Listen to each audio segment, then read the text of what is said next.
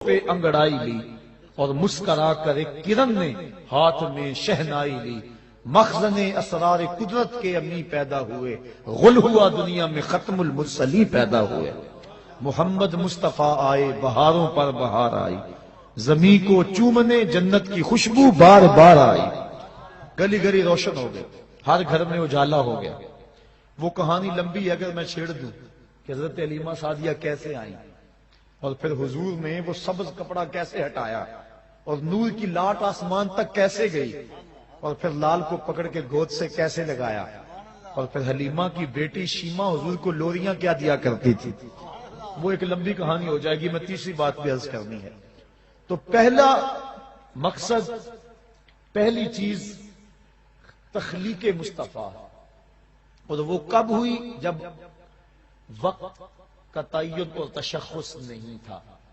دوسری ولادت مصطفیٰ، اور ولادت 12 ربیع الاول کی سہانی گھڑی، جب صبح صادق طلوع ہو رہی تھی، دن اور رات کے سنگم میں حضور پیدا ہوئے، کیونکہ رات کی خواہش تھی حضور میرے دامن میں آئیں، اور دن کی آرزو تھی کہ میرے دامن میں آئیں، اور اگر رات کو آ جاتے دن محروم رہتا، دن کو آتے رات محروم رہتی، تو حضور تو رحمت للعالمین ہے۔ اس لیے دن آ رہا تھا، رات جا رہی تھی، جہاں دونوں کا ملاپ ہو رہا تھا وہاں مصطفیٰ جلوہ گر ہو گئے۔ اللہ اکبر۔ 12 ربیع الاول کی سبحانی گھڑی تھی، عام الفیل، واقعہ صاحب فیل کے 55 دن بعد حضور اس دنیا پہ جلوہ گر ہوئے۔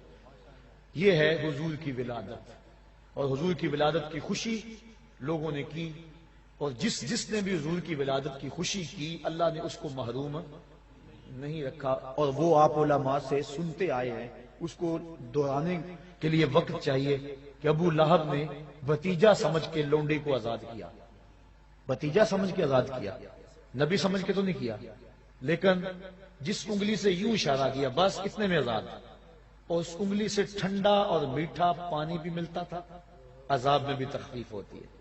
میں یہاں آیا تھا 2-3 بجے، اور یہاں طالب علم یہاں ہی سوئے ہوئے تھے، کوئی سٹیج پہ سویا ہوا تھا، کوئی یہاں چارپائی پہ سویا ہوا تھا، کچھ کمرے میں وہاں سوئے ہوئے تھے، اور میں نے اپنے ساتھیوں کو، طالب علموں کو کہا تھا کہ یہ جو کسی شخص سے، کسی مزدور سے، کسی ملازم سے یہ صفائی نہیں کرانی، یہاں آپ بیٹھے ہوئے ہیں، یہ میرے طالب علموں نے، میرے پیر بھائیوں نے اپنے ہاتھوں سے جگہ صاف کی ہے، اور اس وقت میری کیفیت میں ایک وجب تھا، اور میں دل میں سوچ رہا تھا جس نے انگلی ہلائی اللہ اس کو شہد دیتا ہے، اور جو شام سے رات 3 بجے تک مانجا پھیرتا رہا، ذرا تصور تو کرو مالک اس کو کیا عطا فرمائے گا۔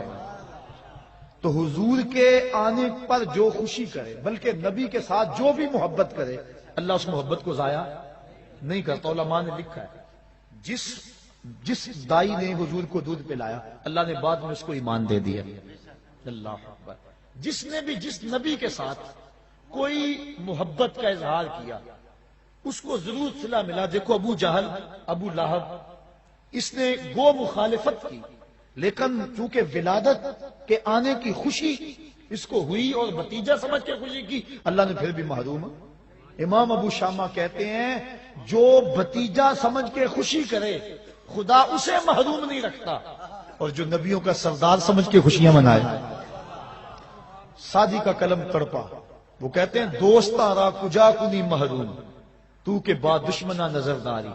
جب تو دشمنوں کو اتنا دیتا ہے تو یاروں کو کتنا دے گا، پیاروں کو کتنا دے گا۔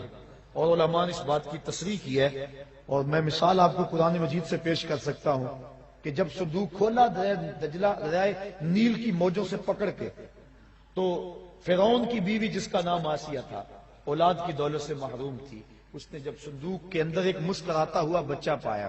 اللہ کا ہر نبی خوبصورت ہوا ہے، کوئی نبی بدصورت نہیں ہوا، ہر نبی سونا ہے، ہر نبی خوبصورت ہوا ہے۔ جب دیکھا تو بے ساختہ پکار اٹھی، یہ بچہ تو میری آنکھوں کی ٹھنڈک ہے۔ فرعون بھی پاس کھڑا تھا، اس کو توفیق نہ ہوئی۔ اللہ نے حضرت آسیہ کو یہ سعادت دی کہ ان کو ایمان عطا کر دیا، اور وہ مومنہ عورتوں میں سے ہیں، بلکہ ان کو یہ اعزاز بھی ملے گا قیامت کے دن۔ سیدہ مریم بھی اور حضرت سیدہ آسیہ سلام اللہ علیہما، یہ دونوں خواتین قیامت کے دن جنت میں میرے رسول اللہ کے نکاح میں آئیں گے. ان کو یہ بھی اعزاز، دوسرا اعزاز یہ بھی ملا. تو انہوں نے کہا کہ یہ میری آنکھوں کی ٹھنڈک ہے. اللہ تعالیٰ نے ان کو بعد میں ایمان دے دیا. علماء کہتے ہیں، مفسرین کہتے ہیں، اگر فرعون بھی کہہ دیتا کہ ہاں میری بھی آنکھوں کی ٹھنڈک ہے، خدا یہ نہ دیکھتا کہ اس نے خدائی کا دعویٰ کیا ہے، وہ یہ دیکھتا اس نے میرے نبی سے پیار کیا ہے، اللہ اس کو بھی ایمان عطا کر دیتا.